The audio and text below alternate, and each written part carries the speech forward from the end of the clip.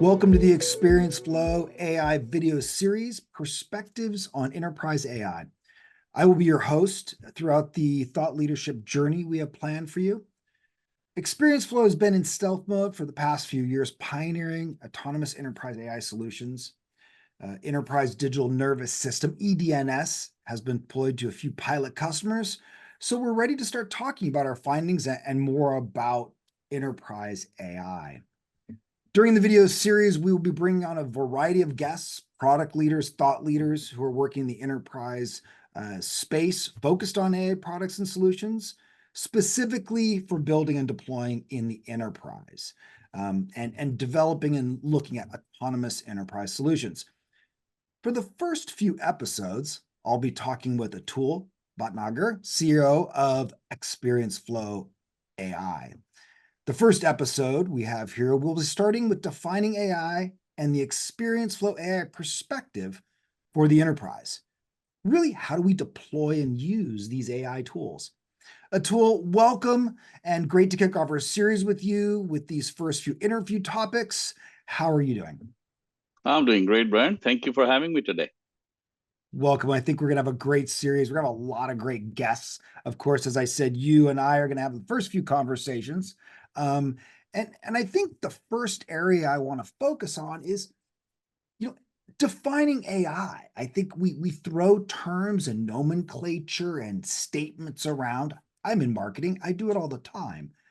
Help our viewers today understand with your experience and maybe start off a little bit with your background, and then we'll get into that first. So let's start off with a little bit background of where you've been to bring you to this AI junction. Thanks, Brent. My background is mostly actually networks for last few decades, and got my teeth in management and leadership in Hewlett Packard. Then I led Bay Networks Enterprise for Nortel.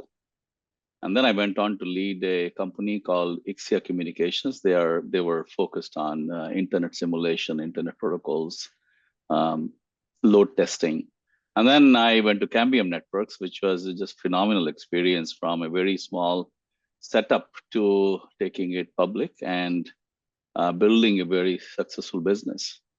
And my feeling as I went through all this journey was that, every few years, something big comes along. Now, remember, AI has been cooking for last 3 decades plus. It's just that computing has reached a point where AI can now make difference in almost every aspect of computation, every application. So my read is that AI will touch everything. This is going to be a foundational building block, substrate, which a lot of things will be based on that. Now, AI is nothing but, in a lot of ways, digitization meeting decision making. Mm-hmm. And in a lot of ways, the computation is at a point where this can be done efficiently in a timely manner. And you are beginning to see some of its impact on pretty much every industry, whether it's healthcare, whether it's finance, whether it's high tech, doesn't matter. So that's what I see. And that's why I decided that the next chapter has to be in AI. Great statement, Atul. I really like how you said, again, it has been a journey of technology, right?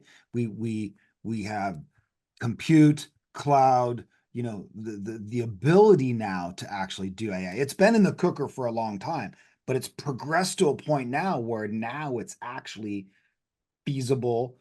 Chipsets, all of those things are now at this epicenter where we can now actually do this. And this exactly. is the new evolution, right? So let's continue down that path and talk a little bit about, AI is a big word, right? Yes. Talk a little bit about the difference between, I think we've heard Gen AI, how are enterprise supposed to look at this and bring this into their environment as leaders? Absolutely. So when you look at Gen AI, I think you're already seeing the impact of Gen AI and large language models on content generation. And whether it's text, whether it's image, whether it's video generation, doesn't matter. I think they're doing a phenomenal job. And this is that is one of the first key application. But you also see a conversation-driven user interface. And many applications are already adopting the Gen AI for in chatbots and cyber assistants, and you will see that journey continue. But when it comes to planning, when it comes to prediction, particularly with enterprises, there has to be a solution that really focuses on the dynamism of enterprise. Enterprises are very, very dynamic. Every variable changes, and also the formula of the past is no longer many a times formula of the future. And in other words, we need AI which is windshield view, not rear view mirror. Rear view mirror AI can help, but in enterprises being stochastic, being dynamic, you need AI which optimizes runtime, which looks at the data, which optimizes segments, and then comes up with the best decision, because the formula has to be derived because of stochasticity. Mhm. So when it comes to planning, forecasting, prediction in a changing environment, where you need reliable outcomes, you need the kind of AI experience plus pulling together. And I'll talk more in detail how that is contrasted from Gen AI. Give me a little, our viewers, a little bit of an idea how ExperienceFlow.AI differentiates from just a typical Gen AI kind of implementation like OpenAI.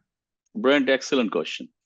Uh, the way experience flow differentiates is each enterprise is a very unique entity. There's no generic model, Gen AI model, you just generically bring and slap it there. It won't work. Each enterprise has their own dynamic situations, the competition, the business environment. So you really have to tailor, that's the keyword. You have to tailor the AI model to solve a specific problem for a specific enterprise. While doing that, you have to respect their data. You have to maintain complete data privacy. You have to respect compliance aspects of their business. And you have to also do it in a very cost-effective manner. Because right now, I think when it comes to the cost of doing AI, all that that issue is still being addressed. So I think for us, the differentiation is going to be, it'll be very cost effective. It'll be tailored for an enterprise. There'll be a complete data privacy and a lot of attention paid to compliance. And everything you just said is all wrapped up into the solution that you're working on, right? EDNS. Yes. Yes, that's correct. So EDNS is Enterprise Digital Nervous System. We coined the term a few years back. And agents have become very popular. We were designing our architecture a few years back. And the way the enterprise digital nervous system works, these are personalized AI agents. They augment humans in every key role. They enhance the enterprise decision making, and they optimize for your KPIs. So once we define the roles and the KPIs, we have the neural graph, and fundamentally our reinforcement learning techniques optimize all the outcomes. They get very focused on the outcomes and they optimize for that.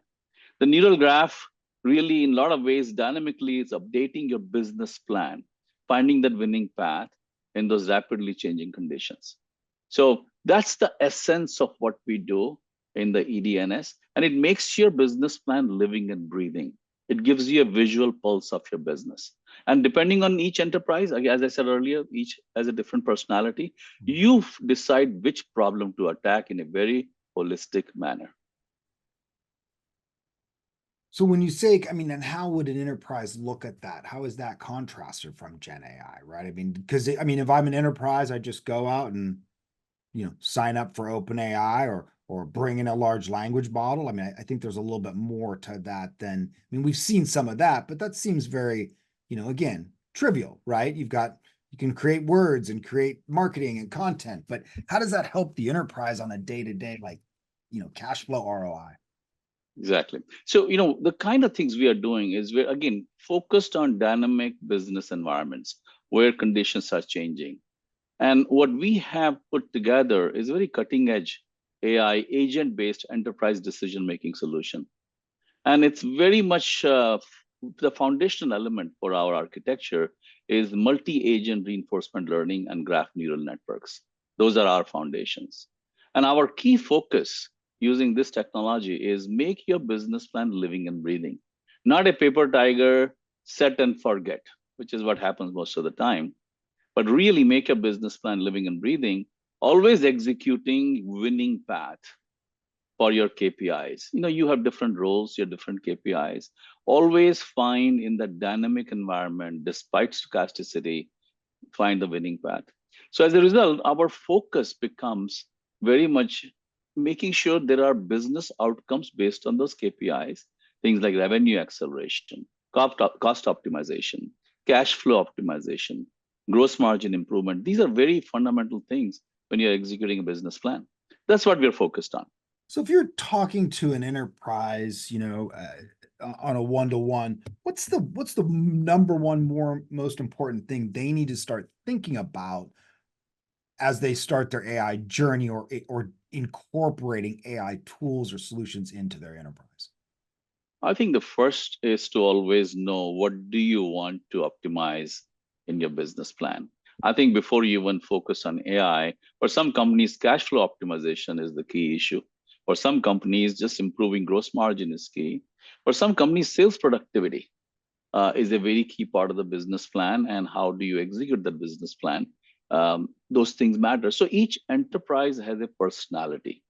So first of all, they need to know what is that from business point of view based on their intuition, their experience. They need to optimize.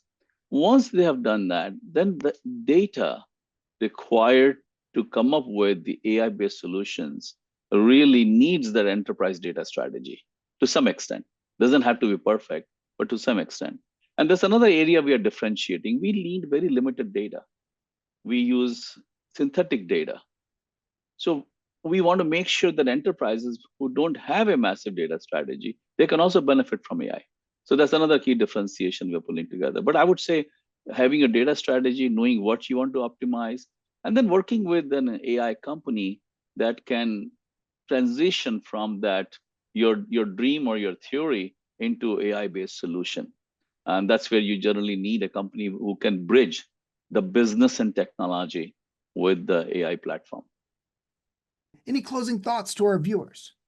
No, I think you covered pretty good ground. I think the only thought I want to leave is AI is going to be a substrate of this digital world moving forward. So paying attention now, for doesn't matter what application or what business you have, it'll help propel your business forward. Well, great. I definitely heard, data, and that is actually another episode that we're going to come back to our viewers on, which are, data's rivers, lakes, and oceans.